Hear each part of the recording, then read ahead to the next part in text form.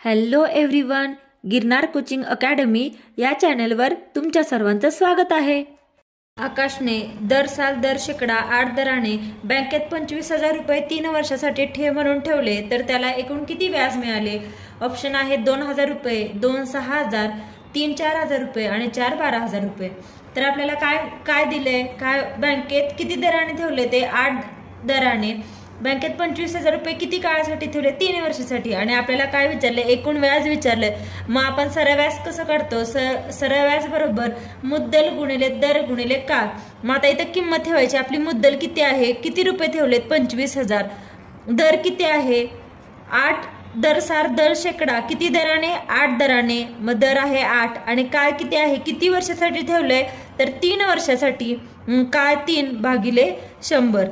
हे 0000 कॅन्सल झालं।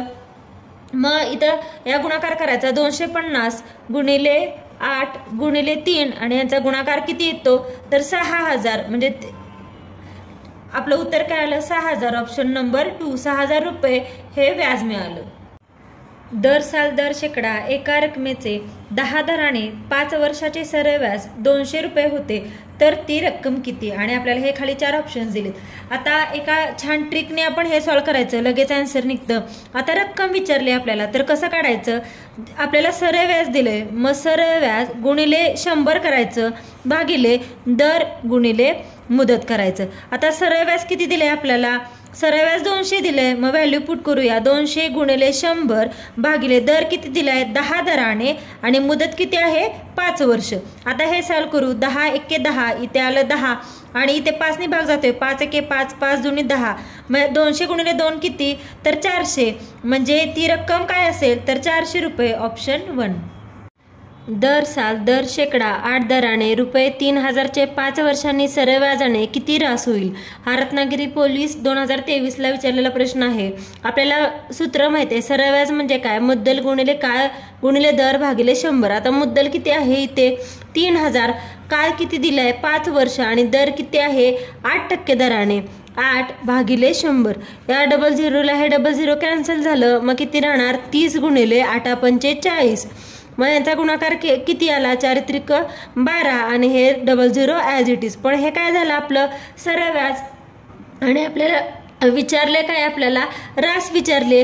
मग रास कशी काढतात? रास बरोबर काय असतं? मुद्दल अधिक सरळ व्याज। मग आपल्याला मुद्दल किती दिली? आपली मुद्दल आहे 3,000 आणि आपलं काढलेलं व्याज किती आहे? तर 1200। या दोघांची बेरीज, मग 3,000 अधिक 1200 किती? 4,200। Option number 2। दर साल दर शेकडा 5 दराने एका रकमेचे 4 वर्षाचे सरळ व्याज 500 रुपये असल्यास मुद्दल किती? हा नंदुरबार पोलीस 2021ला विचारलेला प्रश्न आहे।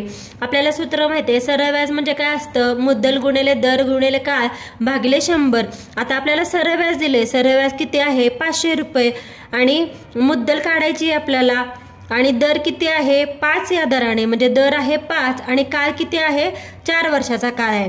आता आपण हे सॉल्व्ह करूया भागिले 100। आता हे 100 इकडे भागाकारात गुणाकारात होणार इकडे आल्यावर, मग 500 गुणिले 100 बरोबर काय येणार? मुद्दल आणि हे 5 गुणिले 4 गुणाकारात आहे, हे इकडे गेल्यावर भागाकारात येणार। मग आता इथं भाग घालूया। 4 एक्के 4 आणि 25 चोक 100। इथे 25 आलं, इथे 5 ने भाग जातोय। 5 एक्के 5 आणि 100 गुणिले 25 किती? 2500। म्हणजे ह्याचा आन्सर काय झालं? मुद्दल किती आहे? ऑप्शन 1 2500। दर साल दर शेकडा 20 दराने 3,000 रुपयाचे 3 वर्षांचे सरळ व्याज किती? तर आपल्याला सरळ व्याजचं सूत्र माहिती आहे। सरळ व्याज कसं काढतो? तर मुद्दल गुणिले दर गुणिले काळ भागिले 100। आता या सूत्रामध्ये आपण सर्व किमती टाकायच्या। मुद्दल किती आहे? 3,000 रुपये गुणिले दर किती आहे? 20 दर आणि गुणिले काळ किती दिलाय? 3 वर्ष भागिले 100। या 2 0ला हे 2 0 कॅन्सल झाले। 3 दुनी 6 आणि 6 त्रिक 18 आणि हे वरचे 2 0 ॲज इट इज। म्हणजे आपलं सरळ व्याज किती झालं? 1800 रुपये। उत्तर काय? ऑप्शन 1। आपल्याला सरळ व्याज दिले आणि सरळ व्याजाची मुद्दल दिली आणि हे आपल्याला रास आहे, तर ह्याच्यावरून आपण सरळ व्याज काढू शकतो। सरळ व्याज कसं येणार? ही रास वजा ही मुद्दल, म्हणजे 41 वजा 2500 केलं तर ह्याचं उत्तर किती येतं 1600 आणि 1600 हेच काय आहे आपलं सरळ व्याज झालं. सरळ व्याज भेटलं आणि आपल्याला विचारलंय काय किती वर्षात म्हणजे दर विचारलाय. मग सरळ व्याज आपण कसं काढतो मुद्दल गुणिले दर गुणिले काळ भागिले 100. आता इथे आपल्याला सरळ व्याज भेटलं ते किती आहे 1600. मुद्दल किती आहे मुद्दल आपल्याला माहिती आहे 2500, दर आहे 16 आणि काळ आपल्याला काढायचं आहे भागिले 100.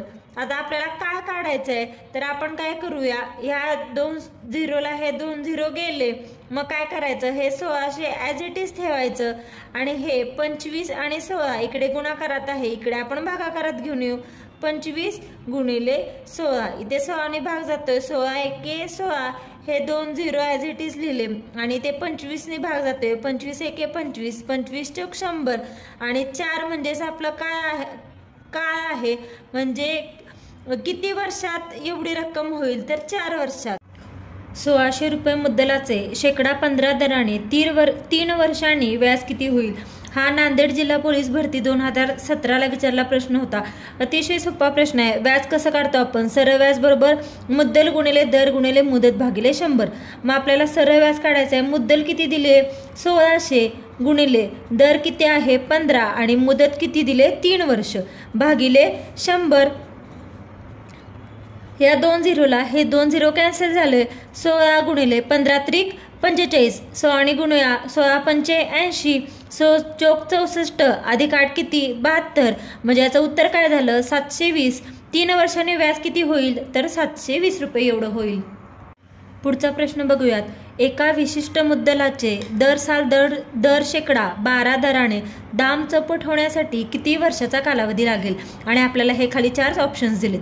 तर जेव्हा असा कालावधीचा प्रश्न विचारला जातो तेव्हा कोणतं सूत्र वापरायचं तर n गुणिले r बरोबर 100 कंसात पट वजा 1. मग आता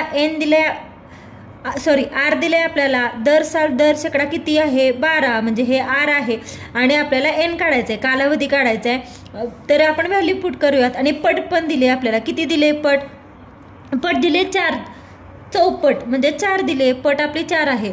मग n गुणिले r दिलाय आपल्याला रेट दिलाय रेट किती आहे 12 बरोबर 100 कंसात पट किती 4 पट 4 वजा 1. आता हे सॉल्व करू 100 गुणिले 4 वजा 1 3 आणि आपल्याला इथे n ची व्हॅल्यू काढायची आहे. इथं 12 गुणाकारात आहे इकडे गेल्यावर येणार भागाकारात. आता हे सॉल्व करूया 3 एके 3 3 चौक 12 इथे 4 ने भाग जातोय 4 एके 4 4 दुनी 8 2 राहिला आणि 4 पंचे 20 म्हणजे किती वर्षाचा कालावधी लागेल तर 25 वर्षाचा म्हणजे आपला आन्सर काय ऑप्शन 3. दर शेकडा 15% दराने 20,000 रुपये मुद्दलाचे 2 वर्षाचे सरळ व्याज किती. आता आपल्याला माहिती आहे आपण सरळ व्याज कसं काढतो अतिशय सोपं आहे. मुद्दल गुणिले दर गुणिले मुदत भागिले 100.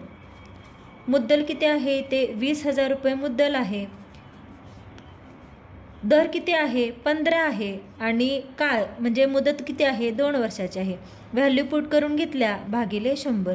आता या 2 झिरोला हे 2 झिरो कॅन्सल झाले हे 200 ॲज इट इज लिहून घेऊया आणि 15 गुणिले 2 किती 30. आता 3 दुनी 6 आणि हे 3 झिरो ॲज इट इज आपण लिहून घेतले म्हणजे आपलं सरळ व्याज किती झालं 6,000 रुपये. याचा आन्सर काय option number 4. Thank you for watching. Please व्हिडिओला लाईक करा शेअर करा कमेंट करा आणि चॅनलला सबस्क्राईब करायला विसरू नका. आणि अशा प्रकारचे कोणत्या टॉपिकवरचे व्हिडिओ तुम्हाला पाहायला आवडतील ते कमेंट करून नक्की सांगा.